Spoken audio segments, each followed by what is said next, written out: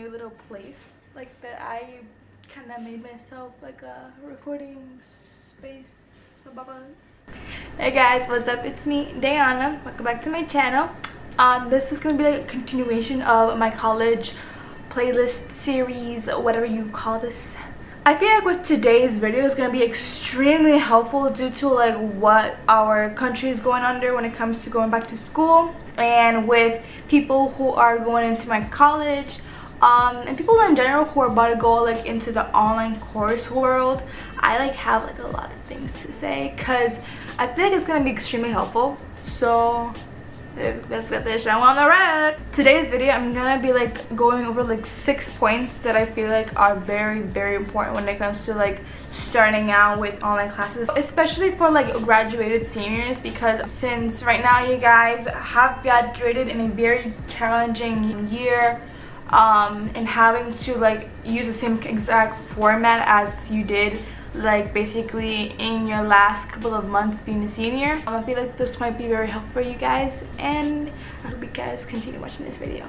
For my first tip when going through online courses is that you have to treat your online classes as if they were like your actual usual in-class course. I think I've said this in my first college video about how you are paying for this class. You have to treat it the way you would basically treat it just like a traditional in-person class, and just treat it like one, because it will not be any different than in-person classes.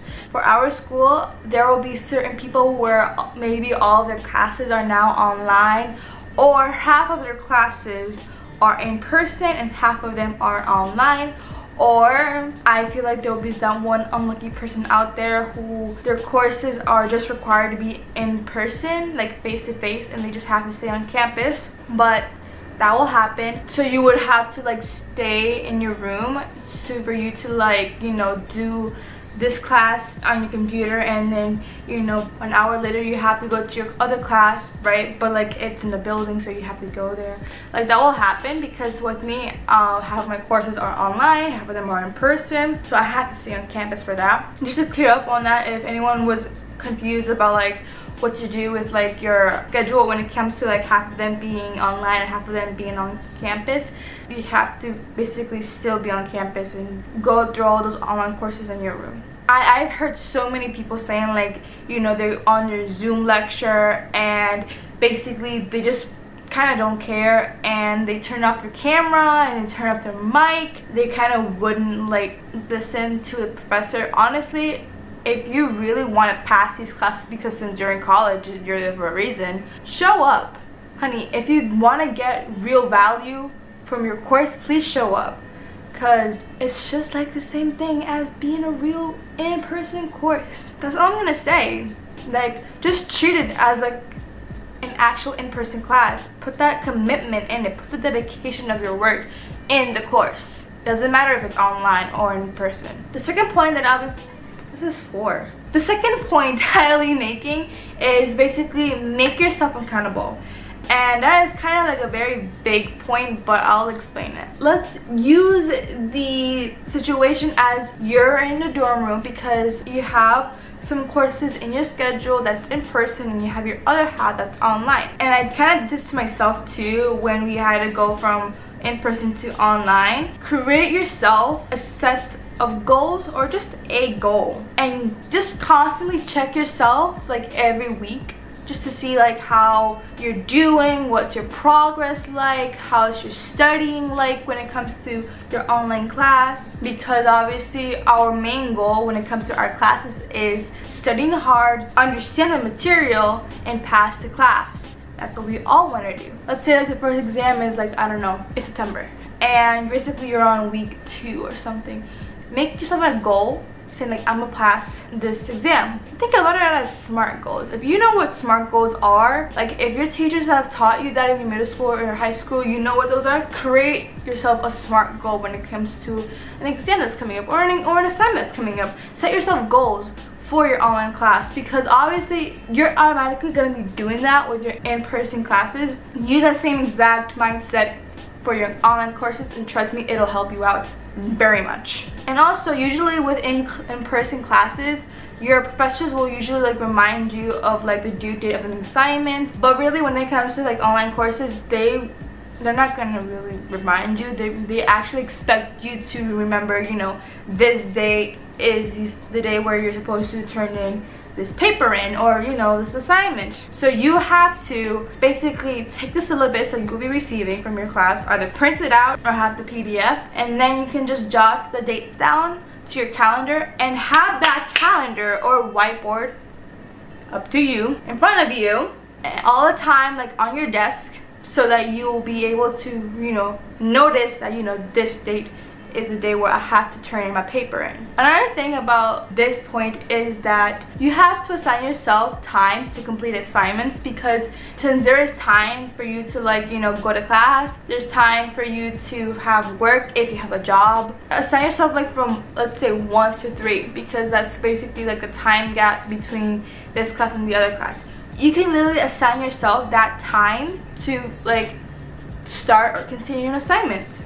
You know, assign yourself some time, because you think like with this amount of time and not having to go to a building, you think that it's gonna be like chillaxing or relaxing time. I understand people would want to do that, like just use that time to chillax, but really that's kind of a bit unproductive, unless you're like tired of doing an assignment or your brain is just brain dead. You can use that time to relax, but if you're already relaxed or you haven't put your best in, try to use that time to do other assignments. If you guys find yourselves in a pickle when it comes to that, you can literally just pair up with a friend of yours that have the same class as you, or your roommate, and have each other work together.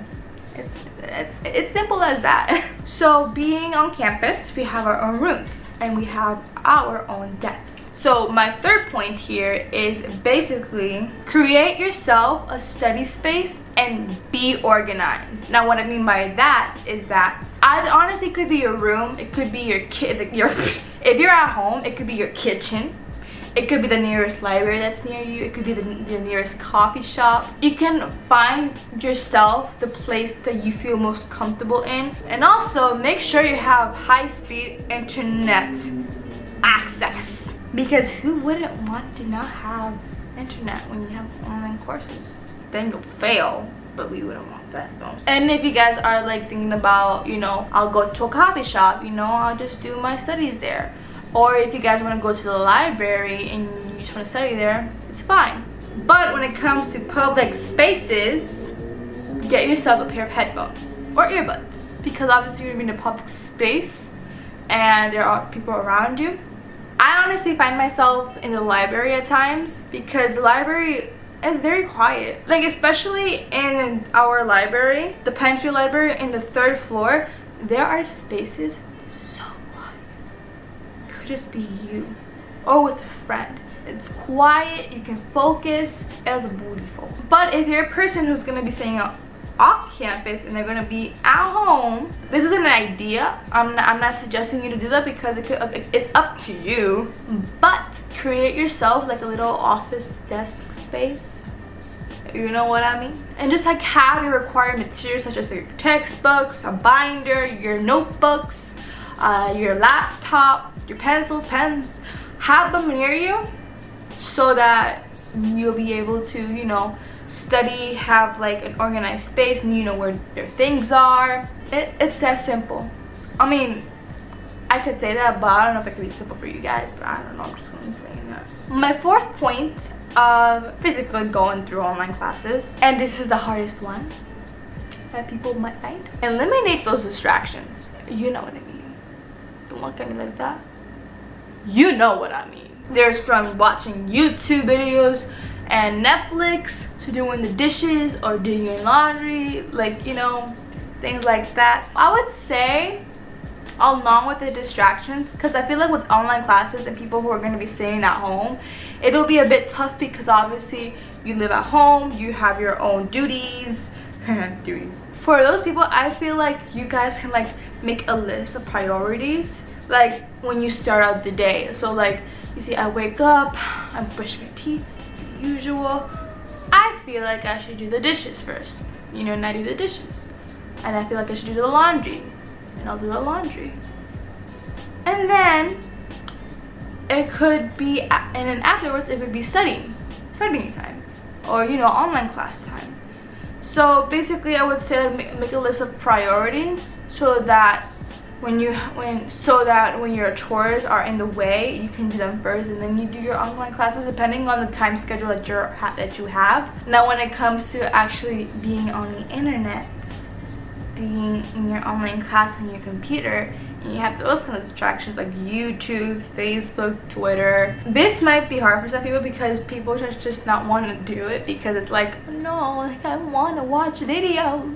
Get yourself a website blocker. I honestly could not have my hands off of Twitter on my laptop, so I would like literally force myself to download a website blocker, and whenever I wanted to watch a YouTube video, because I was like, I'm so tired, I don't want to do this anymore, like I just want to watch a video, and I try to go on YouTube. Kind of helped, kind of pissed me off. Like honestly, I understand people are like, you know, I just want to have a break, like I want to watch a YouTube video or watch Netflix. But you see, honey, it's either gonna be a 2-hour marathon of watching YouTube videos or you're watching the entire series of a fucking show. We all know how we act. It's normal. It's life. And there are the peeps who just can't get their hands on their phone. I suggest you, when you're like doing your online work, either you can turn off your phone, put it on do not disturb, or get yourself like an app that basically blocks you from getting into a specific app. And my last